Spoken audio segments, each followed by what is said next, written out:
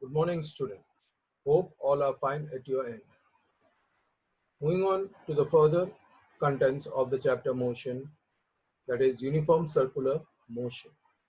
So what do you mean by uniform circular motion? If a body performs motion with constant speed along a circular path, its motion is called uniform circular motion. Now, when the velocity of an object changes, we say that the body is accelerated. The change in velocity might be due to the change in its magnitude or change in its direction. Now let us see some examples in which the main factor is change in direction instead of the change in magnitude. So if you see in the first figure, it is a rectangular closed figure. If you allow an athlete to run one round along this rectangular path or track, you'll be able to see that the athlete runs with a constant speed along the straight path. But he needs to adjust his speed while moving from the corner region so that he can remain on the track. So while completing one round of this rectangular track, how many times does the sprinter require or athlete require to change his direction? So from the figure itself, you can see it requires 4 times. A, B, C, D. Now moving on to the second figure, which is an hexagonal figure. In that also you can see that the sprinter will be running with a constant speed along the straight path. But here, in order to complete one round, the sprinter requires to maintain his speed or change his speed to be on the track 6 times. But if you take the example of a circle where all the corners are converted into a point, here the sprinter will run with a constant speed, and you can say that the sprinter is moving in an uniform accelerated motion. So moving on further, to find the formula of speed during uniform circular motion, we know that the circumference of a circle of radius r is given by 2 pi r. If the athlete takes t seconds to go once around the circular path, then the speed can be given by the formula s equal to 2 pi r upon t, where pi is a constant value. Moving on to the next topic in this, if we just release a stone which is tied with a string, you will be able to see that it moves along a circular path and its direction doesn't change. But the particular motion of the particular stone is tangential to that of the circular path, which shows that the direction of the motion changed at every point when the stone was moving is along a circular path. I hope you might have understood the content. Now, moving on to the assignment of this chapter. That is, first is define the following terms. First is motion. The change in position of a body with time with respect to another body is known as motion. Distance. The total length of the path traveled by a body is known as distance. Displacement. The change in position of a body with time is known as displacement, or in other words, the difference between final position and initial position. Speed. Total length of the path traveled by a body is known as speed.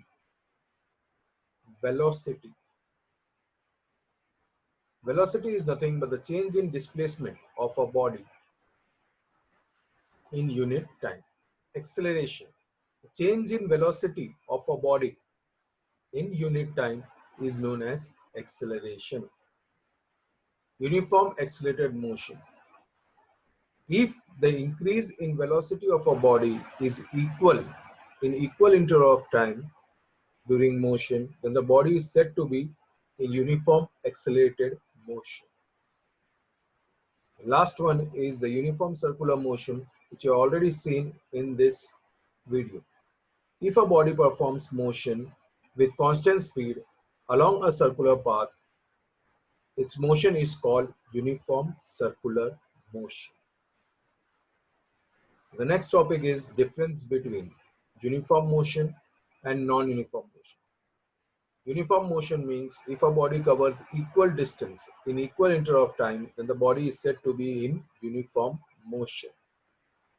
Non-uniform motion. If a body does not cover equal distance in equal interval of time, then the body is said to be in non-uniform motion. The example of uniform motion is the motion of a minute hand in that of the clock. Whereas non-uniform motion example is the motion of a bike in traffic. Second differentiation, speed and velocity. Speed is the total distance traveled by the body, whereas velocity is the total displacement in unit time. Speed is a scalar quantity, velocity is a vector quantity. Next, speed and acceleration. Speed is the total length of the path traveled by the body, whereas acceleration is change in velocity of a body in unit time. Speed is a scalar quantity, acceleration is a vector quantity. The unit of speed is meter per second and kilometer per hour, whereas that of acceleration is meter per second square and centimeter per second square. Now, fourth, velocity and acceleration. Velocity is change in displacement of a body in unit time. Acceleration is change in velocity of a body in unit time. The unit of velocity is meter per second and kilometer per hour, whereas that of acceleration is meter per second square and centimeter per second square. Hope all might have listened it carefully. Moving on further, state the units of the following quantity. The unit of distance is meter or kilometer. Displacement is meter or kilometer. Speed meter per second, comma kilometer per hour. Velocity same as speed meter per second, kilometer per hour. The unit of acceleration is meter per second square or centimeter per second square. Moving on further to the next content, that is the big answers which we have already discussed in the earlier videos, that is answer the following questions. Write the uses of distance time graph, which we have already discussed. There are 4 points of distance time graph that you have to mention in your notebooks. Give the uses of velocity time graph. 3 points were there with the graph we had discussed in the earlier video. Then derive the equation of uniformly accelerated motion by algebraic method, which also we had seen. As it is a big content, we'll discuss it later on. If you have any doubt, derive the equation of uniformly accelerated motion by geometric method. Last but not the least, the numericals. Solve the following numericals in your notebook.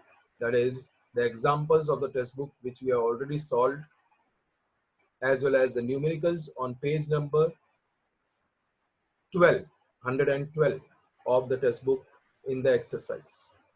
Keep your notes complete while you turn out for assessment.